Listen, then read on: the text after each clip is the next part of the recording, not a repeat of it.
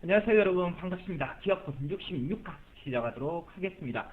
지난 시간에 51번부터 60번까지 큰 골격이 되는 내용들 강조하셨고요. 한번 확인하고 나머지 내용들 설명 들어가도록 하겠습니다. 51번 뭐였습니까? 잠깐 올려주시고요. 51번 피 흘림 없이 성공한 혁명. 제가 보여드린 사진의 주인공, 그림의 주인공 누구였죠? 윌리엄 3세였죠. 명예혁명이 발발을 하고요. 이 명예혁명이 발발을 해서 그 역사적 의의는 최초의 입헌 분주제가 시작이 됐다는 거, 그 정도만 알아주셔도 되시겠죠. 52번 노예무역은 국력의 보고였습니다. 서아프리카에 있는 흑인들을 납치를 해서 데려가서 식민지, 신대륙에 있는 식민지에다가 그 노동력을 보충하기 위해서 공급을 했었죠. 약 300년 동안 1,500만 명의 노예들이 잡혀갔고요. 미국 독립 당시에 50만 명의 흑인 노예들이 있었다는 내용이었습니다. 자, 53번 뭐였습니까? 보스턴 차 사건이죠. 뭐의 시발점이 됐습니까? 미국 독립전쟁의 시작을 알리는 신호탄이었죠. 자, 이 미국 독립전쟁, 미국과 프랑스, 그리고 네덜란드, 스페인 이런 지원을 받았죠. 그리고 대항국이 됐던 영국은 독일의 지원을 받았고 결국 미국 측이 승리를 했고요. 초대 대통령으로 조지 워싱턴이 당선이 됩니다. 54번은요. 오늘부터 이번 시간부터 설명할 내용이죠. 54번 내용이 뭡니까? 파리 시민 바스티유 감옥을 습격. 파리 시민들이 바스티유 감옥을 습격한다는 내용이었습니다. 준비된 자료를 보면서 설명드리겠습니다. 지금 보고 계신 거는요. 바스티유 감옥을 습격하는 장면을 그림으로 남겨둔 거죠. 바스티유 감옥에 당시에 80명의 군인들이 지키고 있다고 그래요. 이 80명은 나중에 약 1000명의 시위대에게 전부 다 죽임을 당하게 됩니다. 자, 바스티유 감옥 이렇게 습격할 수밖에 없었던 이유가 있겠죠. 잠깐 또 자료를 보면서 설명드리겠습니다. 프랑스 대혁명 1789년에 일어났고요. 지금 보고 계시는 그림의 주인공은 루이 16세입니다. 이 루이 16세 프랑스 대혁명이 발발하고요. 3년 뒤에 교수대에서 형장의 이슬로 사라지는 비운의 왕입니다. 자, 당시 프랑스 대혁명이 일어날 당시에 프랑스의 사회상을 한번 짚어보겠습니다. 루이 14세 말씀드렸죠. 태양왕 루이 14세는 굉장히 사치스러운 생활을 했죠. 전쟁도 많이 하고 자기 나라는 돌보지 않고요. 거리에는 시체들과 굶어가는 사람들이 넘쳐났고요. 그래서 재정이 굉장히 어려워지기 시작했습니다. 그래서 루이 15세, 루이 16세까지 오게 되는데, 자, 프랑스는 미국의 독립전쟁에 전폭적인 재정 지원을 하게 됩니다. 왜 그랬죠? 영국의 지배권, 영국의 세력을 약화시키기 위한 지원이었죠. 여기에 너무 많은 재정적 지원을 하다 보니까 프랑스의 실제적 국가 재정은 파탄 지경에 이르게 됩니다. 이렇게 파탄 지경에 이르게 된 국가 재정을 충당하기 위해서 세금을 징수를 해야 됐었죠. 자, 그런데 그 당시에 프랑스는 세 개의 계급이 존재를 했고요. 제1계급은 성직자고 제2계급은 귀족들이었고요. 이 성직자와 귀족들은 약 2%에 해당했다고 해요. 마지막 제3계급이 바로 평민계급이었는데 이 평민계급이 98%였다고 합니다. 자, 그런데 2%에 해당하는 이 성직자와 귀족들이 국가의 고위 간직을 전부 다 장악을 하고 있다고 합니다. 그리고 거기에다가 면세 혜택까지 받았어요. 세금을 안 내도 됐습니다. 세금은 누가 냈죠? 98%에 해당하는 평민들이 내고 있었죠. 그래서 이제 재정이 너무 파탄 지경에 이르다 보니까 재무부 장관은 당시에 프랑스의 재무부 장관은 면세 혜택을 받던 귀족들에게 세금을 받을 수 있게 법을 고치려고 하죠. 이때 귀족들은 반발하면서 삼부회의 소집을 요구하게 됩니다.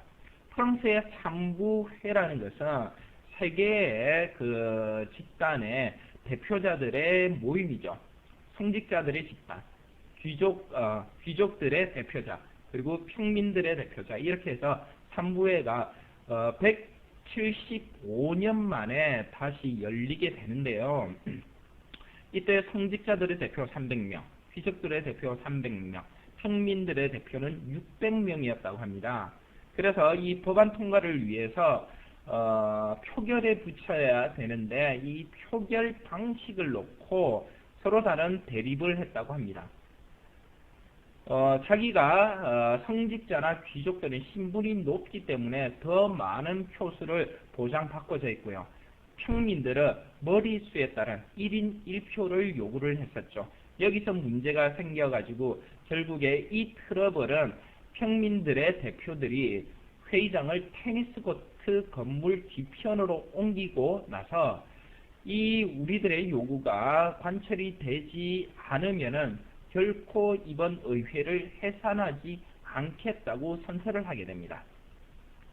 이 선서가 있고 나서 왕을 지지하는 왕당파는 이런 그 평민의회를 무력으로 진압할 계획을 세우게 되고요. 이것이 알려지게 되자 곳곳에서 군대와 평민들 간의 충돌이 일어나고요. 결국 1789년 7월 14일 아침에 파리 민중들은 바스티유 감옥을 습격을 하게 됩니다. 자, 그래서 바스티유 감옥이 약 1000명에 이르는 민중 시민들에 의해서 습격을 받게 되는데요. 바스티유 감옥을 습격한 첫 번째 이유는 혁명을 위한 무기 조달을 위해서 바스티유 감옥을 습격했다고 하고요. 그 내부에 깔려있는 또 다른 어떠한 의미들은 바스티유 감옥은 정치범들이 수용되는 곳이었다고 그래요. 그래서 정치범들이 누구죠? 정치범들, 국가에 반하는 의견을 내세우는 사람들, 그런 곳을 습격을 하고 그런 것을 점령을 함으로써 이 저항에 대한 의지를 표출을 했다. 이렇게도 판단해 볼 수가 있겠습니다. 자, 이렇게 프랑스 대혁명이 발발하고요.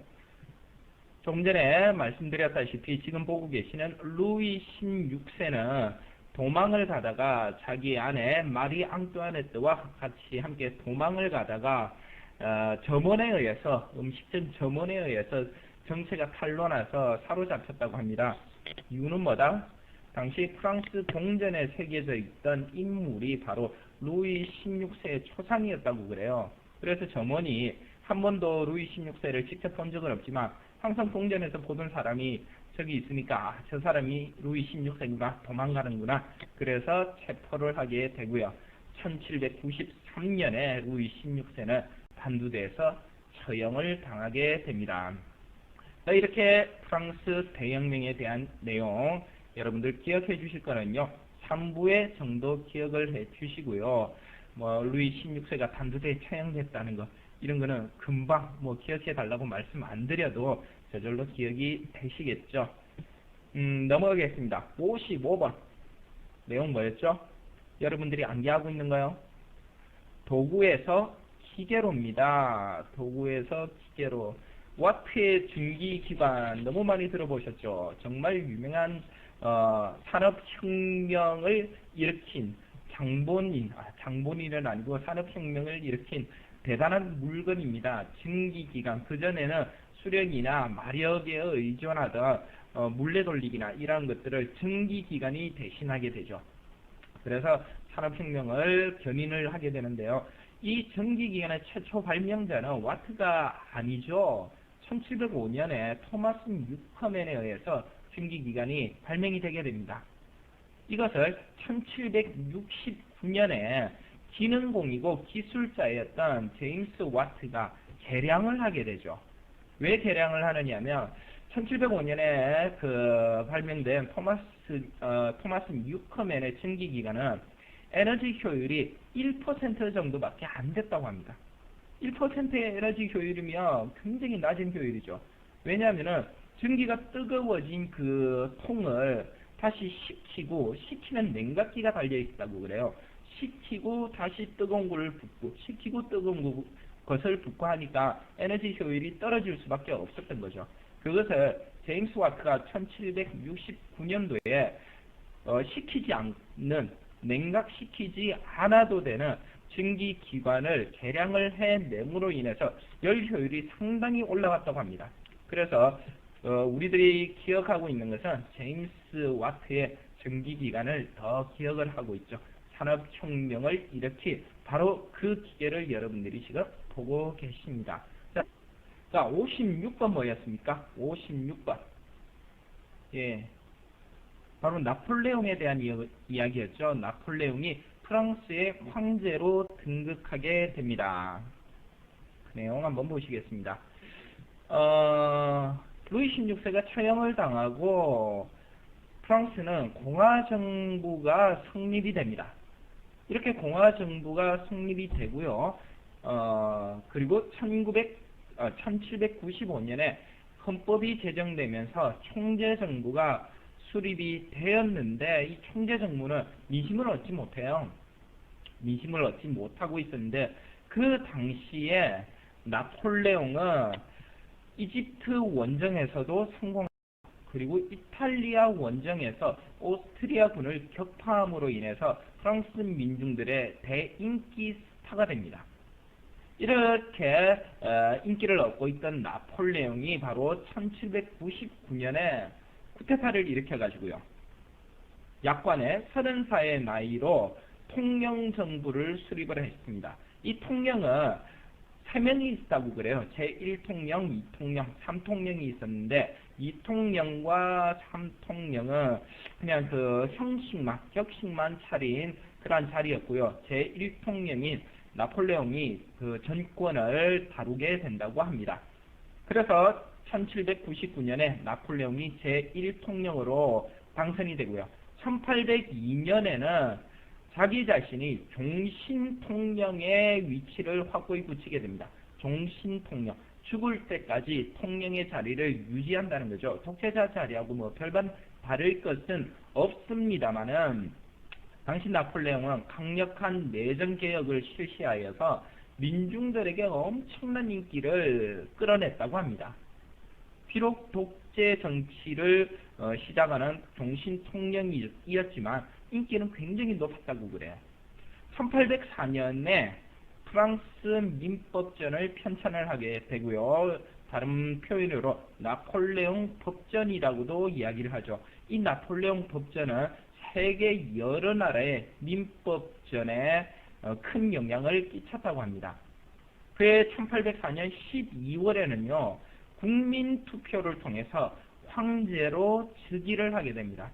통령에서 황제가 된다는 것은 공화정에서 다시 왕정으로 돌아가는 거였죠.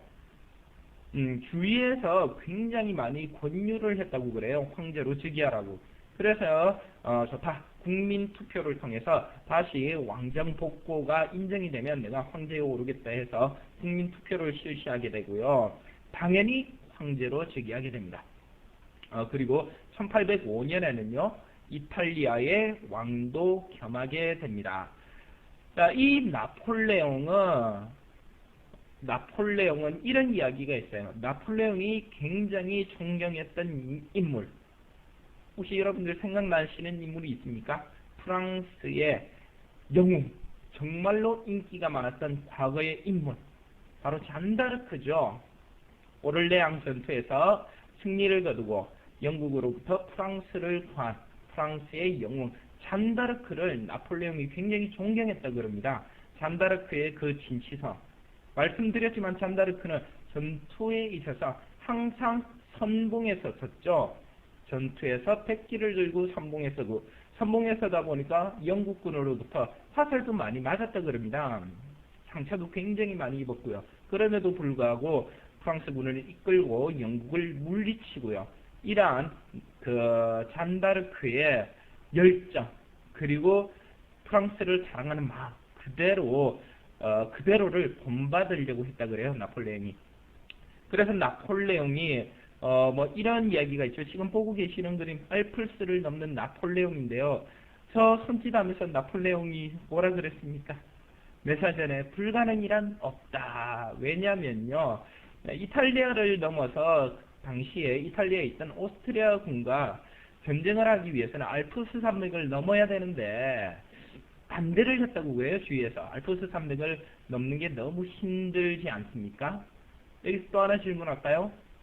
알프스 산을 넘어서 이탈리아를 공격한 장군, 저희들이 앞에서 했었습니다. 혹시 기억나십니까?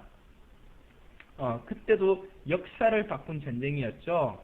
로마가 모든 길은 로마로라는 말을 남기게 되는 전초적인 사건이 되는 거. 한니발 전쟁이었죠. 한니발이 알프스를 넘은 거 이야기했죠. 이렇게 미리 악사한 내용들이지만 지금 배우는 거하고 연결을 시켜서 생각을 한번 다듬어 주세요. 그러면 여러분들 머릿속에서 그러한 정보들이 더욱더 확고하게 구조적으로 조직화되는 거죠. 자, 나폴레옹, 산다르크하고 한번 연결시켜 봤고요. 알프스를 넘는 거 한니발하고 한번 연결시켜 봤었습니다. 자, 알프스를 넘는데 다 반대를 하니까 한 말이 나에게 메사전에 불가능이란 없다. 그러한 확고한 리더십으로 다시 오스트리아군을 격파를 하게 된다고 이야기가 전해지죠. 이렇게 뭐 오스트리아뿐만 아니라 독일도 침공을 하고요. 영국은 섬국가였고요. 그리고 영국의 해상력이 원체 강해가지고 영국을 어떻게 하지는 못했다고 그러는데 그 영국을 제외한 유럽 전역을 이 나폴레옹은 자기 손아귀에 쥐게 됩니다. 에스파냐까지 진출을 했죠. 그죠? 그리고 나중에 모스크바까지 진격을 하게 되죠. 모스크바도 점령을 합니다. 모스크바도 점령을 하게 되고 하기 때문에 얼마나 유럽 전역을 나폴레옹이 손아귀에 쥐었다는 것은 부정할 수가 없는 내용이죠. 하지만 이 나폴레옹이 안타깝게도 1812년 60만 대군을 이끌고 러시아 원정길에 나선 게 안타까운 사건이 되는 거죠. 나폴레옹 입장에서 보면 자, 모스크바를 점령하기 위해서 60만 대군을 이끌고 모스크바를 진격을 합니다. 그런데 모스크바는 막상 도착해 보니까 텅텅 비어 있어요. 차르, 모스크바 황제도 도망가고 없습니다. 그리고 모스크바에 있던 모든 군수 물품들 다 불태워버렸어요. 집도 불태워버리고 마을도 불타고 막상 전쟁을 치러보지도 못하고 모스크바를 점령을 하긴 했지만 당시 날씨가 겨울이었다고 그럽니다. 이제 뭐 전투할 대상이 없으니까 60만 대군 돌아와야겠죠. 다시 프랑스로 돌아오는데 그 혹독한 추위에 프랑스 군인들이 갖추고 있는 의복이 보온 구실을 하지 못했다고 해요. 지금도 여러분들 그 나폴레옹 모습 보고 계시지만 굉장히 군복이 화려하죠. 프랑스 군인들의 높은 사기를 위해서 프랑스 군인들의 군복을 굉장히 화려하고 멋지게 만들어서 제공을 했다 그럽니다. 나폴레옹의 지시였다고 그러죠. 하지만 이 멋진 군복이 안타깝게도 겨울 추위에는 병사들을 보호해주지 못하게 되죠. 그래서 후퇴를 하는 와중에 그 러시아군의 공격을 받게 되고요. 후퇴를 하다가 추위와 배고픔에 지친 프랑스 병사들은 그 전쟁에서 제대로 실력 발휘를 못하게 되죠. 패전에 패전을 거듭하다가 5만 명 정도의 패잔병들이 내려오면서 전염병에 또 시달리게 된다고 합니다. 이질이라는 전염병에 시달리게 되고요. 그런 이질이라는 전염병으로 또 수많은 군인들을 잃게 되고요. 그렇게 60만 대군을 대부분 잃은 나폴레옹은 프랑스로 돌아오고 나서 그동안 그 나폴레옹에게 핍박받고 침공받았던 다른 나라들이 나폴레옹의 이런 약점을 빌미로 해서 다시 세력을 일으키게 되고요. 결국 나폴레옹은 엘바섬으로 추방을 당하게 됩니다. 그 엘바섬에서 추방을 당해서 유배 생활 비슷하게 하고 있던 나폴레옹은 엘바섬을 탈출하게 되죠. 탈출을 해서 다시 프랑스로 돌아온 다음에 다시 자기의 왕권을 다시 얻었다고 그래요. 프랑스 시민들이 나폴레옹이 돌아온 걸 보고 지지했다고 합니다. 지지를 받고 다시 왕으로 등극을 해서 다른 나라와 여러 가지 협정을 체결하려고 했는데 주변 국가들이 협정을 거부를 하게 되죠. 그 거부한 것 때문에 다시 한번 전쟁을 일으키게 되고요. 그 전쟁에서 나폴레옹은 또다시 패하게 되고 결국엔 95일간의 복귀한 왕위에서 쫓겨나서 세인트 헬레나 섬에 유폐돼서 1821년 52세의 나이로 사망을 하게 됩니다. 30살에 절대 권력을 얻고요. 52세의 이른 나이에 사망을 하게 되는 정말로 파란만장한 삶을 살다간 프랑스의 왕이 되겠습니다. 자, 나폴레옹이 키가 작았다는 이야기가 있죠. 키가 굉장히 작아가지고 일설에는 항상 말 등에서 내려오지 않았다는 이야기도 있습니다. 자기 자신의 키가 작은 것에 굉장히 큰 컴플렉스를 가지고 있었다. 뭐 이렇게 전해지기도 하는데요. 일선에는 또 그게 아니라는 이야기도 있습니다. 프랑스와 영국의 피트 단위가 달라가지고 나폴레옹이 프랑스인의 평균치의 키 정도는 됐다고나 하는 이야기가 또 있어요. 근데 왜 그렇게 나폴레옹이 작아 보였느냐 하면 나폴레옹을 지키고 있는 근위병들의 키가 다 190이 넘었다고 합니다.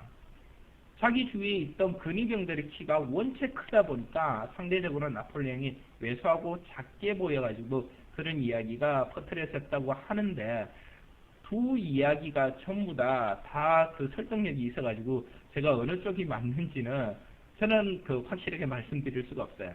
키가 작지 않았다는 설도 있고요. 키가 작았다는 설도 있습니다. 57번 뭡니까? 불태워진 아편 2만 상자에 대한 이야기가 되겠습니다. 그 당시 중국, 어마어마한 나라였죠. 그 어떤 나라도 중국을 함부로 할 수가 없었습니다. 인구도 굉장히 많았고요. 그리고 국력도 굉장히 세 보였고요. 그래서 중국과는 거의 대등한 관계에서 무역이 이루어졌는데 중국은 당시 외국과 무역을 하면서 광저우라는 항구도시 한 곳만 무역항으로 허가를 했대요.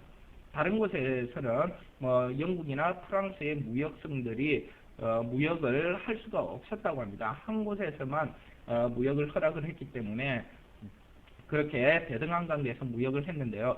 그 당시에 중국의 주요 수출품, 유럽에서 어마어마한 인기를 얻었던 홍차, 한번 홍차를 마셔본 유럽인들은 중독이 안 될 수 없었다고 그래요. 홍차가 굉장히 유명했고요. 그리고 그와 더불어서 중국의 도자기, 본차이나는 유럽에서 개발된 도자기 재료죠. 자, 이 중국 도자기와 중국의 차 엄청나게 유럽으로 수출이 되게 되고요. 많은 수출을 하다 보니까 중국은 유럽이 가지고 있는 은들을 어마어마하게 보유하게 되죠.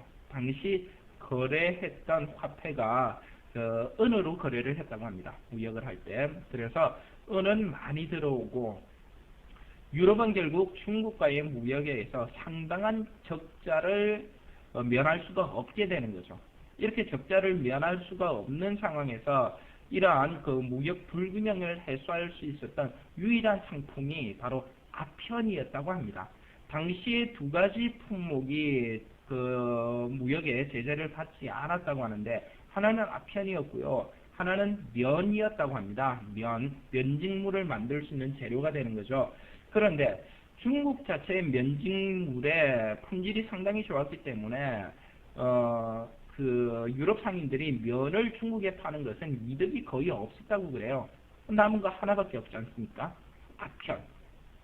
자, 아편을 수출을 하고 중국 사람들을 굉장히 아편 중독쟁이로 만들었다. 얼핏 보면 이렇게 생각을 하면서 아편을 수출했던 영국 상인들이나 유럽 상인들을 안 좋게 폄하할 수도 있겠습니다만은 조금 더 자세히 들여다보면은 천국 내에서 이미 아편의 수요가 굉장했다고 그래요. 이미 아편의 수요가 없었던 게 아니고 이미 아편은 널리 퍼져 있었고요. 그런데 이제 아편이 중독성이 있는 물질이라는 것은 알기 때문에 천국에서는 왕명으로 천국 자체 내에서 아편 생산이 금지되어 있었다고 그럽니다. 아편을 재배를 했다가는 사형까지 당할 수 있는 그런 법이 있었다고 그래요. 그렇지만 원체 넓은 나라고 다 관할을 할 수가 없었기 때문에 중국 내에서도 공공연하게 아편은 생산이 됐었고요. 수요도 충분히 많이 있었다고 합니다. 그리고 또 아편을 재배하는 것은 불법이지만 무역 물품으로 들여오는 것은 또 불법이 아니었다고 그래요. 그러니까 어떻게 되겠습니까? 천국 내에 아편 수요는 있고 천국 자체 내에서 아편을 재배하는 것은 법률적으로는 안 되는 거고 수입은 되는 거고 그러니까 당연히 수입 물품을 쓸 수밖에 없었던 거고 수입 물품이 소비될 수밖에 없었던 거죠.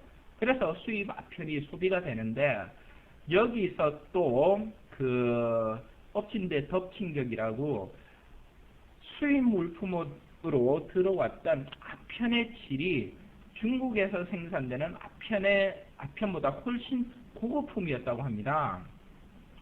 질도 좋으니까 점점 그 수입 아편의 수요는 더 늘어갔겠죠. 그리고 여기서 또 나중에는 이제 천국 정부가 아편의 수입을 금지하게 되죠. 원체 피해가 크니까 거의 뭐 관리들의 50% 이상도 아편쟁이였고요. 왕후까지도 아편 중독자였다고 할 만큼 아편이 사회 곳곳에 퍼지지 않은 곳이 없다고 그래요. 그래서 결국 아편의 이 무역을 금지를 하게 되는데 아편 무역이 금지를 하고 나서 더 아편의 무역이 금지가 됐으니까 이제 밀수 품목이었죠. 밀수는 활발해졌다고 합니다. 왜? 그 당시 무역항을 담당하고 있는 관리들 때문이었다고 그래요. 관리들이 밀수를 해주고 심지어는 밀수를 눈감아주는 이상으로 밀수를 도와주기까지 하면서 뒷돈을 받았다고 합니다. 뇌물을 받은 거죠. 눈감아주는 대신에. 그렇게 해서 많은 부를 축적하는 부패한 관리들도 생겨났고요. 이러한 관리들 때문에 밀수는 끊이지 않고 점점 더 증가해 갔다고 합니다. 결국 한국 정부는요, 임칙서를 흠차 대신으로 파견을 하죠. 그래서 그 흠차 대신으로 파견된 임칙서는 엄한 왕명을 받습니다. 그 아편들을 단속을 하지 못하면 너는 죽음을 각오해라 뭐 이런 엄한 지시를 받고 파견이 됐기 때문에 엄하게 단속을 할 수밖에 없었죠. 1839년 5월에 그 상선에 있던 아편 2만 상자를 몰수를 해서 불에 태우거나 또는 바닷물에 불려서 버렸다고 합니다. 그리고 그렇게 하고 나서 모든 영국 상인뿐만 아니라 상인들의 가족들까지 배에 승선을 시키고요. 상선에 승선을 시키고 육지에 발을 디디지 못하게 했다고 그래요. 만약에 육지에 발을 디디면 죽이기까지 했다고 그럽니다. 그래서 그러한 임칙서의 그러한 그 정책 속에서 영국 정부 대표인 엘리엇은 요구를 하게 된다고 그래요. 우리 그 청나라의 해군 선박들이 이 봉쇄를 했다고 그러거든요. 그 영국 선박과 군함들을. 그래서 육지에 내리지도 못하게 하고 그렇기 때문에 저 대표가 가만히 있을 수 없으니까 엘리엇은 봉쇄 해제를 요청을 하기도 하고요. 우리가 항상 배에만 있을 수 없으니까 육지에 내릴 수 있게 해달라고 요청도 하고요. 그리고 식수를 육지에서 가지고 와야 되는데 이 식수에 독을 타기도 했다고 그래요. 그 영국 상인들을 죽이기 위해서 독을 타기도 했는데 물에 독을 타지 말라고 부탁도 하고요. 그렇게 했는데 결국 임칙서는 그 요구를 거절을 한다고 합니다. 선택이 없지 않습니까?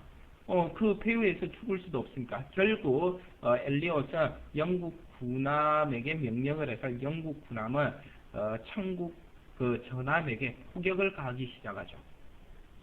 이렇게 해서 아편전쟁의 서막은 오르게 됩니다. 자, 여기서 우리들이 한 번 더 다시금 되새겨 볼 필요가 있는 것은요. 아편전쟁이 발발할 수밖에 없었던 이유는 아편의 보급 때문이었죠. 아편이 왜 그렇게 중국 깊숙한 곳까지 침투할 수 있었느냐? 첫 번째 문제는 중국의 부패한 관리들 때문이라는 겁니다.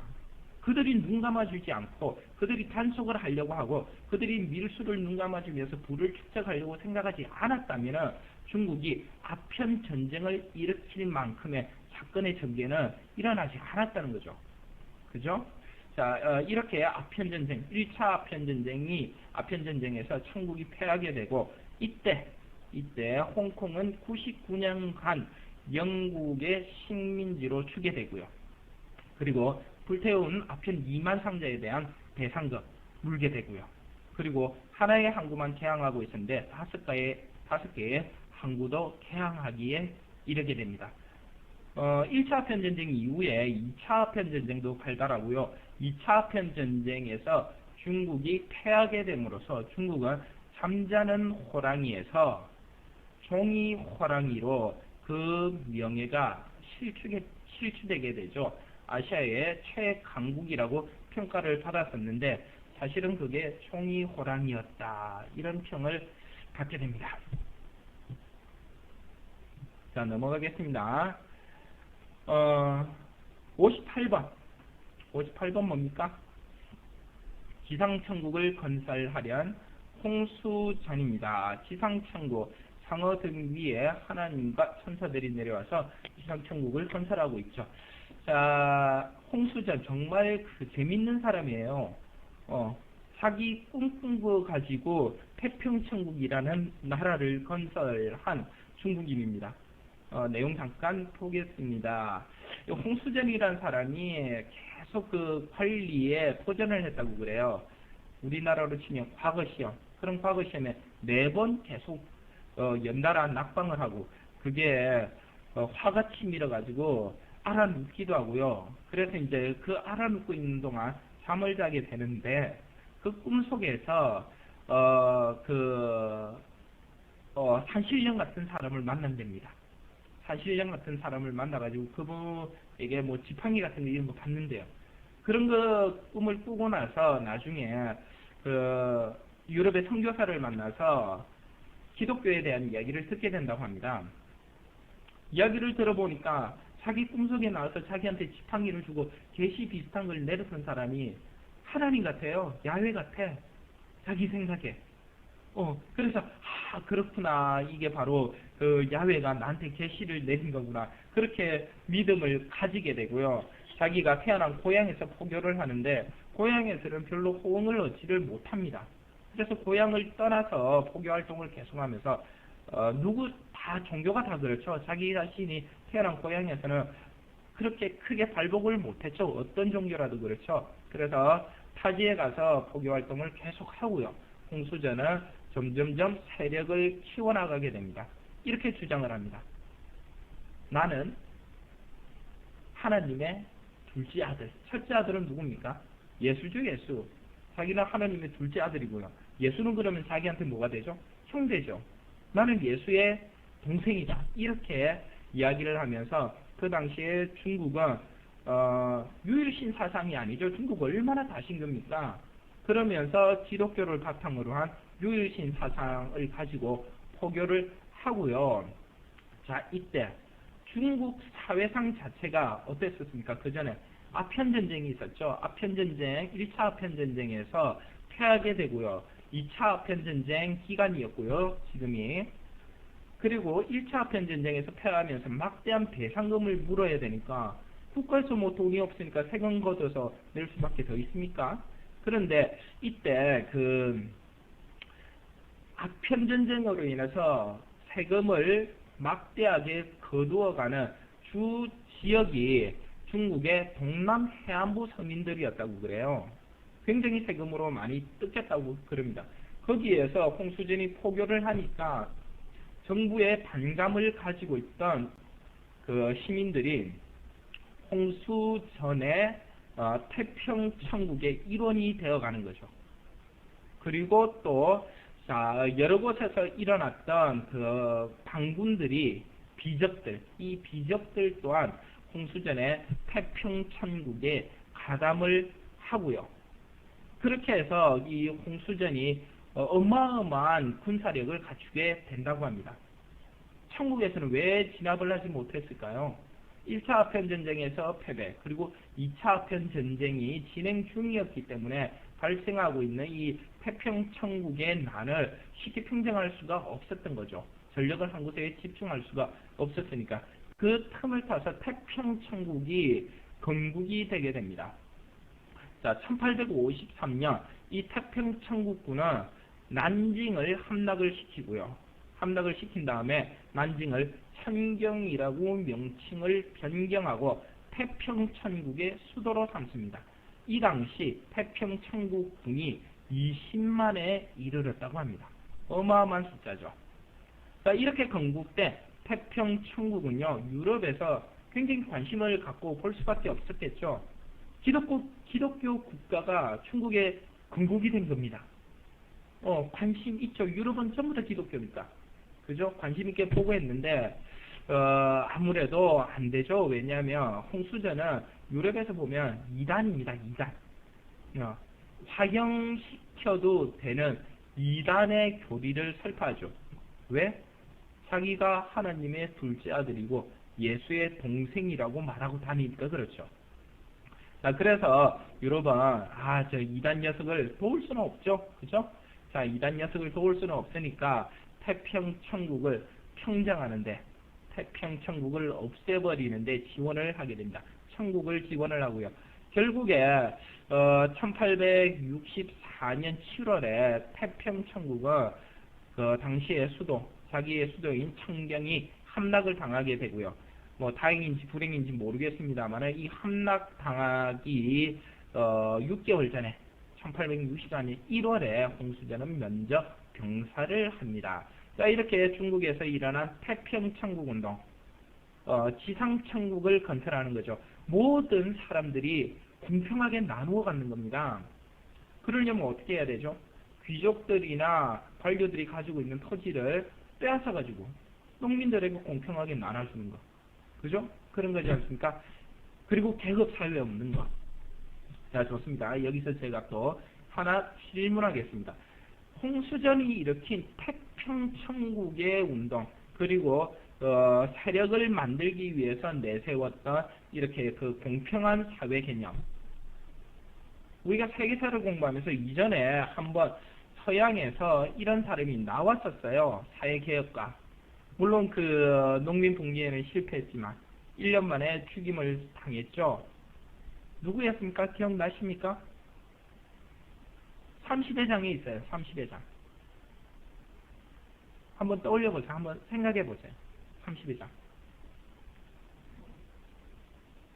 세계사 중에 공부한 사람입니다. 몇 개 안 되지 않습니까? 1번부터 60분까지 중에 홍수전하고 똑같은 개념을 내세워서 그 봉기 혁명군들을 이끈 사람이 있어요. 누구죠? 39번 토마스 민처와 마르틴 루터. 마르틴 루터와 토마스 민처죠. 토마스 민처가 내세운 거하고 홍수전이 내세운 거하고 똑같지 않습니까? 토마스 민처도 평등사회 건설하는 것이에요. 건설하는 거였죠. 지상천국 건설하는 거였습니다. 홍수전도 똑같습니다. 그죠? 이렇게 보면 홍수전이 토마스 민처의 환생이 아닌가, 재미삼아 그렇게 한번 생각을 해볼 수도 있겠습니다. 이렇게 연결 시켜주시고요. 엮어 주시고 여러 가지 생각의 고리들을 많이 만들어 주십사는 바람으로 제가 한번 말씀드린 겁니다. 자, 다음 넘어가겠습니다. 59번. 쇠기름과 돼지 기름입니다. 내용은요, 인도의 세포이 항쟁을 다루고 있습니다. 세포이가 누구냐? 바로 영국군이 용병으로 모집한 인도인들 또는 그 이슬람 교도들, 이런 사람들, 용병이었습니다. 용병. 그들을 세포이라고 불렀죠. 자, 이 세포이들은 영국 장교에서 상당히 차별을 받았어요. 그리고 빈곤했고요. 그리고 인도 당시 영국에게 그 침략당하기 전에 무굴 제국이 있었죠. 무굴 제국. 무굴 제국 하면 여러분들 또 그 떠오르는 멋진 왕국이 있었죠. 크렘린 궁에 버금가는 멋진 왕궁 타지마할. 그 타지마할을 가지고 있던 무굴 제국이 영국에 의해서 이제 그 세력을 빼앗기게 되고요. 이 인도 사람들은 영국 용병으로서 일을 하게 되는데 자기 인도인으로서의 자긍심도 굉장히 강했죠. 민족적인 자존심. 이런 것들도 영국 장교들에 의해서 상처를 많이 입게 되죠. 이렇게 좋지 않은 감정을 가지고 있었는데 정확한 건지 아닌지는 모르겠습니다만 이런 이야기가 있죠. 총을 닦는 탄약통, 그리고 총을 쏘지 않을 때 필요한 기름이 있다고 합니다. 이 기름을 뭘로 사용했느냐 하면 소의 기름, 그리고 돼지 기름을 써서 총을 정비를 하고 탄약통을 닦고 그랬다고 합니다. 우리가 보면 별 문제가 없죠. 그런데 그들의 종교에서 보면 거부할 만한 이유가 있었습니다. 인도에서는 힌두교가 대세인 거 아시죠? 자, 힌두교에서는 소를 신성시 여깁니다. 이 소는 죽이지도 않아요. 소의 고기는 먹지도 않습니다. 그런 신성한 동물의 기름으로 닦았다는 이야기가 있으니까 거부 반응이 날 수밖에 없는 거죠.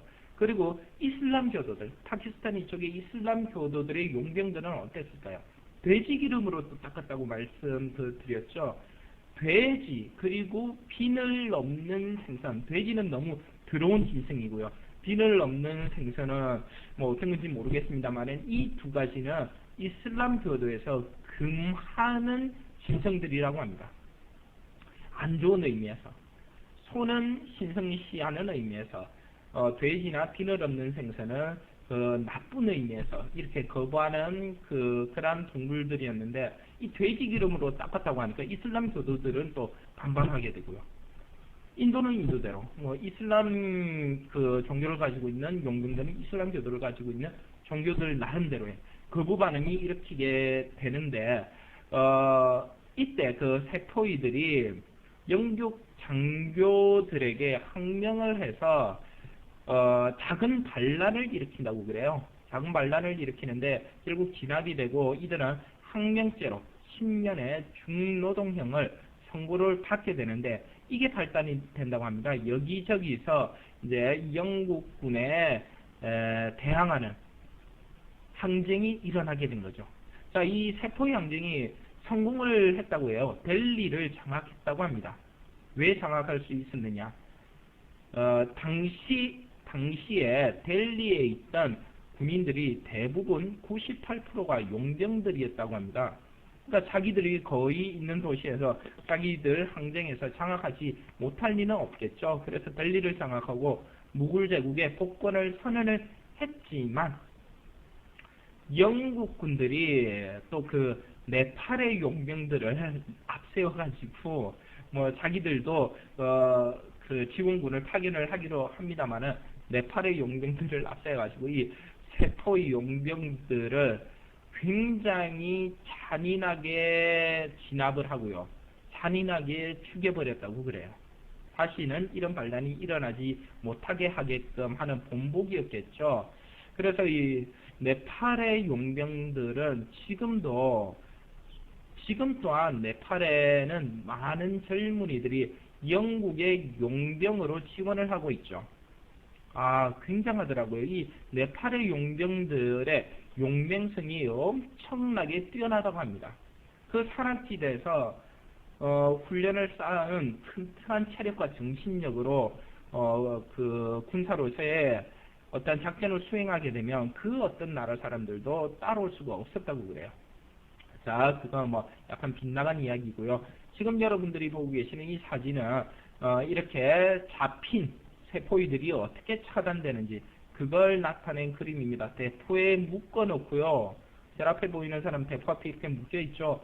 그래서 대포 쏘면 이 몸이 어떻게 되겠습니까? 이렇게 처단을 당했고요. 그리고 이 세포의 항쟁 발발 이후에 그전에는 이제 영국 동인도 회사가 주축이 돼서 인도를 다스리는 이런 정책을 취하고 있었습니다만 세포의 항쟁 이후에는 영국 자체 본국에서 인도를 다스리게 되고요. 그러므로서 인도 제국이 건국이 되게 됩니다. 자, 세포의 항쟁 말씀드렸습니다. 마지막으로는요, 세계관을 뒤바꾼 이론, 진화론에 대해서 말씀드리겠습니다. 찰스 다윈 모르시는 분 안 계시죠? 자, 찰스 다윈 생긴 것도 그저 원숭이 비슷하게 생기고요. 우리가 패러디 해가지고 찰스 다윈 얼굴을 원숭이 같이 나타낸 그림 종종 본 기억이 있으실 겁니다. 그만큼 진화론에 대해서 막대한 공헌을 한 사람이죠. 지금 현재 생물학, 분자 생물학도 있고요, 진화 생물학도 있고요. 창조 생물학은 소수가 있죠, 사실은. 자, 창조론자들도 있고요. 자, 진화론이 맞는지 창조론이 맞는지 결정난 건 없어요. 진화론이 완벽한 이론이다. 이것도 아닙니다, 사실은. 그냥 그렇게 연구를 하고 있는 거죠. 그 시발점이 된 게 찰스 다윈이고요. 어느 정도는 진화론도 맞고 창조론도 맞는 것 같아요. 그래서 요즘 나온, 보완을 해서 나온 창조 진화론이라는 것도 있더라고요. 그죠? 자, 찰스 다윈의 이야기 잠깐 언급을 해보도록 하겠습니다. 찰스 다윈은 굉장히 부유한 집에 태어나죠. 그래서 어린 시절에 그렇게 나무랄 꾸지람도 듣지 않고 그렇게 자랐다고 해요. 그래서 찰스 다윈의 성격이 온화하답니다. 정도 많고 노예제도도 정말로 싫어하고 반대했고 자기가 타고 갔던 비그로 선장가도 노예제도에 당위성을 놓고 논쟁을 벌일 만큼 그렇게 온화하고 정이 넘치고 인간적인 인물이었다고 그래요. 한번 보겠습니다. 비그로에 승선했다는 거 다 아시죠? 비그로에 승선할 당시에 생물학자로서 승선을 했던 게 아니고요. 생물학에 관심은 많았지만 당시에 그냥 비그로 선장이 지식인들하고 교류하는 것을 굉장히 즐겼다고 그래요. 그 중에 한 명, 찰스 다윈도 지식인으로서 교류를 위해서 자기 배에 승선할 것을 요구를 해가지고 이렇게 찰스 다윈은 그러시냐, 나도 생물학에 관심이 없는 건 아니니까 같이 갑시다 이렇게 해서 5년간의 탐사 여행을 하게 됐다고 합니다. 탐사 여행을 하면서 거의 세계 일주를 하다시피 하게 되죠. 여기저기의 생물군들을 관찰을 하고 옵니다. 5년 동안. 자, 이 찰스 다윈은요, 평가가 엄청난 집중력을 가지고 있고요. 집요함도 가지고 있고요. 그리고 다른 사람들은 그냥 보고 지나치는 미세한 부분까지 관찰해내는 능력도 있었고요. 그리고 진화론이라는 하나의 과제를 가지고 평생을 매달릴 수 있는 그런 에너지도 있었고요. 그리고 다른 사람 같으면 지칠 법한데 지치지 않으면서 그 속에서 독창적인 아이디를 계속 꺼낼 수 있는 그런 독립적인 정신을 소유한 위대한 인물로 평가를 받고 있죠. 그런데 성격은 조금 전에 말씀드렸다시피 그런 좋은 성격이었기 때문에 너무나 느긋했다고 합니다. 1859년에 총의 기원이 간행이 되고요. 1858년에 윌리스라는 사람과 함께 진화론의 논문을 발표하는데요. 자, 한번 보실까요? 1836년에 5년가의 비그로 탐사를 마칩니다. 그런데 이 비그로 탐사에서 얻은 지식과 자료들이 논문으로 나온 것은 1858년이었어요. 46년, 56년, 22년 뒤에 논문으로 만들어냅니다. 그럼 22년 동안 뭐하고 있었느냐? 물론 그 책도 나름대로 지질학회 회원이었기 때문에 책도 나름대로 몇 번 편찬을 했어요. 논문도 한 4번 정도 편찬을 했는데 22년 동안 4개 정도는 정말 작은 거죠. 그죠? 그러면 나머지 시간은 뭐 했느냐? 자기 집안 부유하고 아내 집안 부유하니까 평생을 그냥 느긋한 마음으로 연구하고 생각하고 그랬다고 합니다. 당시에 뭐죠? 그 맨델의 유전 법칙? 그죠? 그 맨델의 유전 법칙이라는 그런 책도 보고요. 인구론에 대해서도 공부를 하고요. 그러한 공부들이 자기 자신의 지적 수준을 계속 올려주고요. 이러한 진화 생물학에 대한 기본 바탕의 여러 가지 이론의 베이스가 되는 것들을 22년 동안 축적을 한 거죠. 그런데 왜 하필 22년 뒤인 1858년에 윌리스와 함께 출간을 했느냐 하면 윌리스라는 사람이 찰스 다윈을 굉장히 존경했다고 그래요. 그래서 자기가 발표할 논문이 있으면 항상 찰스 다윈한테 먼저 보내서 검토를 받았다 그럽니다. 찰스 다윈이 좋다 그러면 논문으로 발표하고요. 그래서 어느 날 윌리스가 또 그런 논문을 보내왔다고 그래요. 선생님, 제가 그 논문을 하나 썼는데 이거 진화생물학에 대한 논문입니다. 한번 읽어보시고 선생님이 마음에 드시는 아무 출판사에서나 또는 아무 학계에나 논문으로 제출을 해주십시오. 이렇게 요청이 왔다 그럽니다. 그래서 들여다보니까 자기 그 22년을 연구해온 진화생물학의 내용이 그대로 들어있는 거예요. 어떡하겠습니까? 야, 이거 큰일 났구나. 찰스 다윈, 야, 이거 내가 22년 동안 연구했는데 윌리스가 이제 제출하면 그 제1공헌자가 바뀌지 않습니까? 그 어떤 건 논문은 제1공헌자가 중요한데 윌리스가 제1공헌자가 되면 자기 평생의 연구는 빛을 보지 못하지 않습니까? 역사에 남는 인물이 될 수가 없지 않습니까? 그래서 고민하면서 친구들을 불러 모아가지고 일에 대해서 상의를 하니까 그 중에 찰스 다윈의 친구가 꾀를 내는 거죠. 윌리스한테 연락을 합니다. 나중에 윌리스, 야, 그 논문을 받았는데 어떡하냐?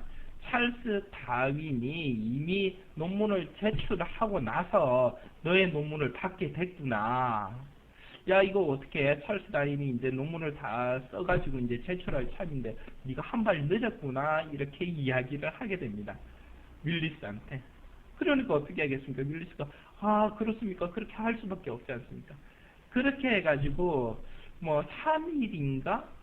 그 짧은 시간에 3일인지는 제가 정확하게 모르겠습니다만 굉장히 짧은 시간에 찰스 다윈이 22년간 연구했던 내용을 진화생물학, 종의 기원의 내용을 논문을 집필을 하게 되고요. 그 논문의 제1저자로 찰스 다윈이 올라가게 되고 제2저자로 윌리스가 올라가게 됐다고 합니다. 이렇게 생각해 볼 수가 있어요. 만약에 윌리스가 없었으면 찰스 다윈이 종의 기원 언제 발표했을지도 모른다는 겁니다. 그죠? 굉장히 멋진 인연이죠. 자, 그래서 이제 1858년 종의 기원이 발표가 되고요. 1859년에는 그 논문의 요약본으로 책이 간행이 됩니다. 진화생물학에서 기본 개념 3가지가 있죠. 자연선택설, 돌연변이, 그리고 종해분화. 잠깐만 언급하고 마치도록 하겠습니다. 자연선택 뭐죠? 자연은 선택한다는 거죠. 누굴? 자손을 가장 잘 번식할 수 있는 방법으로 진화를 선택하는 겁니다. 자기 자신한테 해가 돼도 돼요.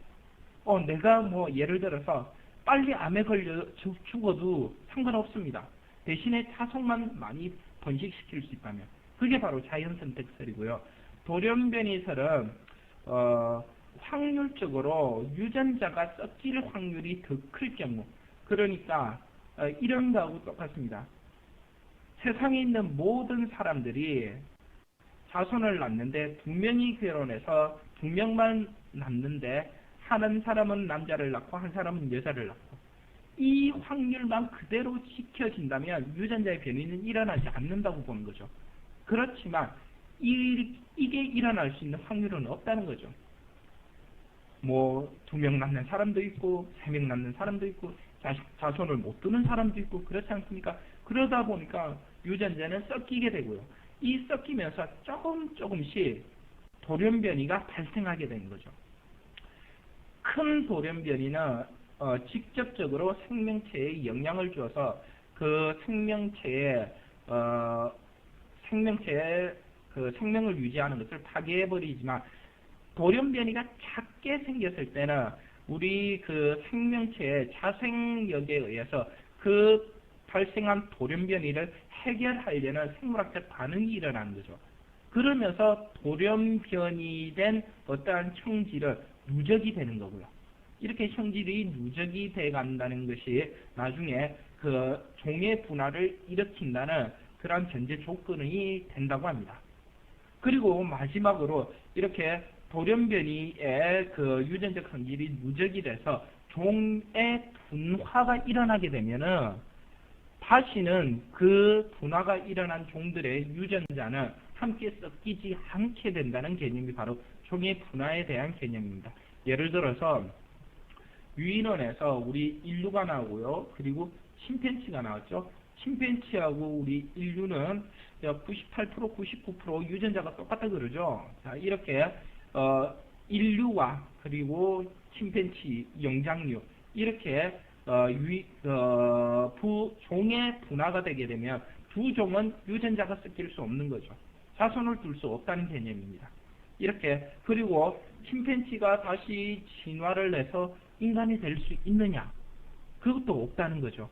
다시 인간과 침팬지가 나뉘던 그 과거의 그 시점으로 돌아가지 않는 한 유전자가 돌연변이의 축적이 사라져가지고 그 이전으로 돌아가지 않는 한 다시 똑같은 변화를 일으켜서 침팬지가 인간이 될 확률은 없다. 이게 바로 자연 선택과 돌연변이, 종의 분화에 대해서 찰스 다윈의 평생연구한 진화 생물학에 대한 내용이 되겠습니다. 자, 지금 다룬 것이요, 1859년에 찰스 다윈의 종의 기원까지 다루었는데, 다음 61번부터의 내용은요, 1861년 남북전쟁 발발, 노벨에 대한 이야기, 마르크스 자본에 대한 이야기, 수에즈 운하에 대한 이야기, 독일 통일, 비스마르크 독일 통일 달성, 이런 내용들이 나오는데, 자, 지금 19세기 중반까지가 60번에 해당하는 내용이었습니다. 자, 61번부터는 19세기 중후반, 20세기에 대한 내용이기 때문에 여러분들이 종종 들어보셨을 거예요. 그래서 그 내용들은 물론 그 학원 강의에 있어서는 전부 다 다루고 있습니다만 인터넷 강의에 있어서는 이 정도까지 세계사 100장면 60번 정도까지 해서 세계사 100장면을 그 마무리를 짓도록 그렇게 하겠습니다. 그리고 다음 시간 67강에서는요 한번 다시 한번 훑어볼게요. 훑어보고 문장 기억의 기초 훈련이기 때문에 그것을 여러분들과 개념 정리를 하고요.